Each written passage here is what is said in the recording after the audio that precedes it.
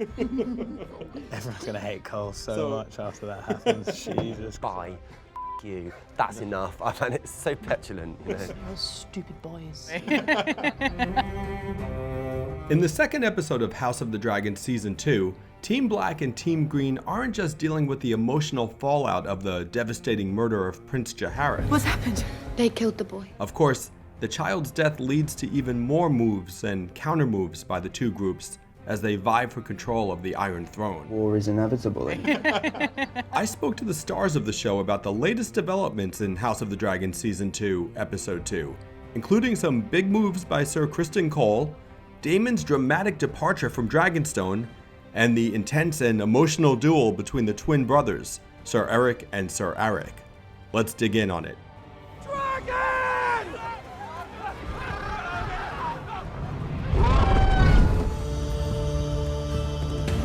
By the events of Episode 2, Ser Erryk and Ser Arryk have found themselves as divided as Team Black and Team Green. But after Jaehaerys' murder, Ser Criston concocts a revenge scheme that ends tragically for both brothers. I think he's genuinely very upset about the death of Jaehaerys. And I think it's all your fault. I think he really thinks it's his fault. I really do. He wasn't there. He should have been there. He was with the Queen when that happened. And I think he feels a great burden of responsibility. And so it's like a kid when you tell a kid they've done something wrong and they just want to fix it, whatever it is, and they can't really sort of like understand the nuances of how to fix it in a way that's rational, so they fix it by just doing something that feels immediate. Yeah. And so by sending Arryk to kill Erryk, which is going to be very, I don't know, I mean, it's obviously very sad. I don't want them to die at all. No. They're my two favourite. I wish that they would last the whole, I wish the whole show was just about them. Yeah.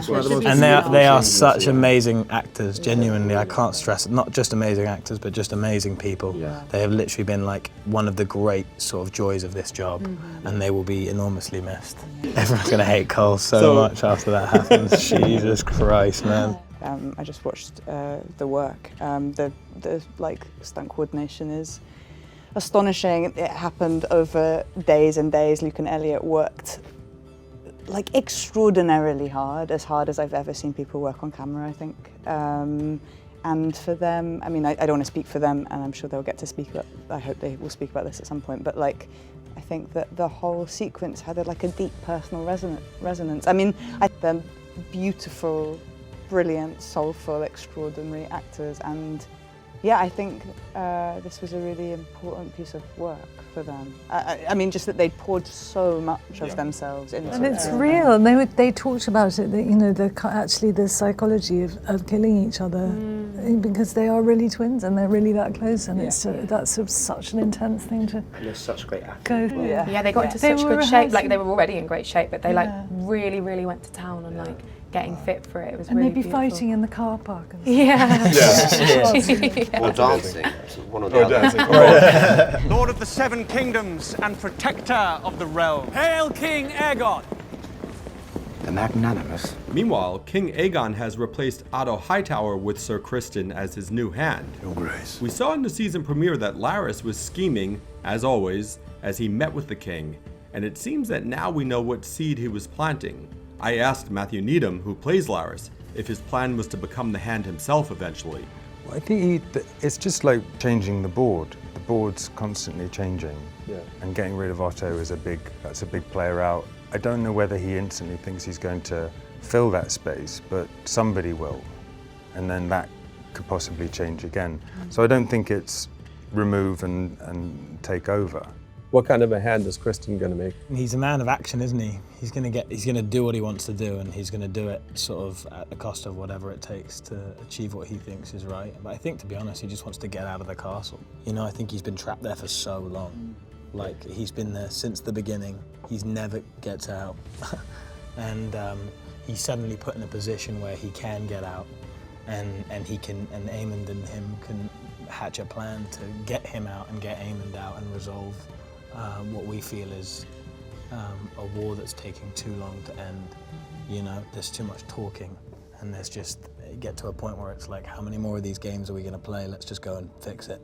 When Rhaenyra realizes that Daemon was behind the murder of the young prince, the the two have a falling out, which results in Daemon taking off on his dragon for parts unknown. Like, bye, you, that's enough. I find it so petulant, you know. Several of the characters react to the big blood and cheese killing in memorable ways, including Aegon, who is not only thirsty for revenge, but also seen just crying by himself at one point. Yeah, it also shows he's capable of love, which a lot of people, I mean, I hear a lot of people make those comparisons with Aegon and Joffrey, and I disagree with that, because Joffrey is a psychopath, and I don't think Aegon is.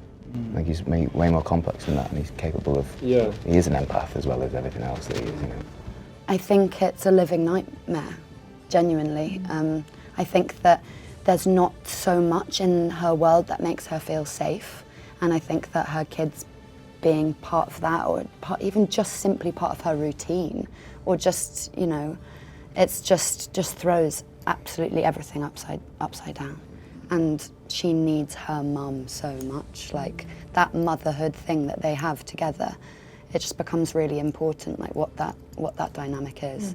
Yeah, it's all about what you needing each other. Yeah. I think the overriding, you know, emotional sort of effect that has on him subsequently is it makes him stare into the abyss, and when a man stares into the abyss stares back.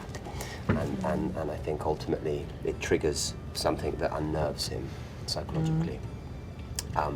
And also because he thinks, you know, I think they're sort of like umbilically connected, Rhaenyra and him, and there's something, the absence of her screws with him.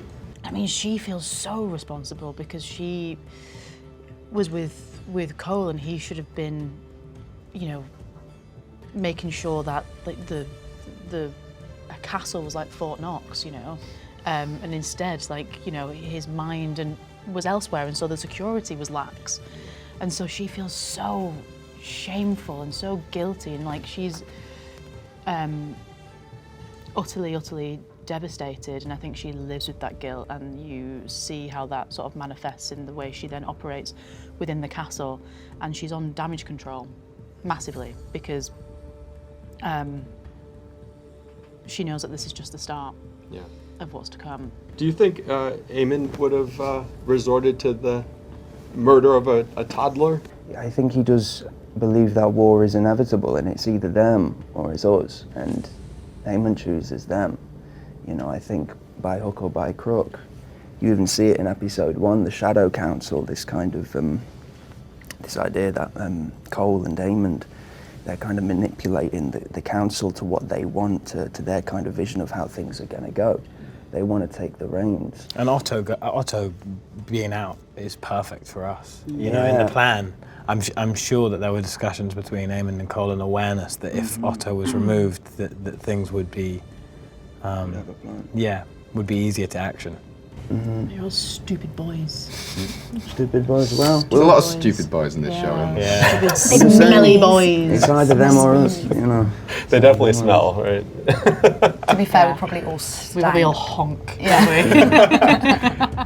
Stinky or not, the House of the Dragon Season 2 machinations have only just begun. But what do you think of what went down in Episode 2? Let's discuss in the comments. And be sure to like and subscribe to IGN wherever you watch.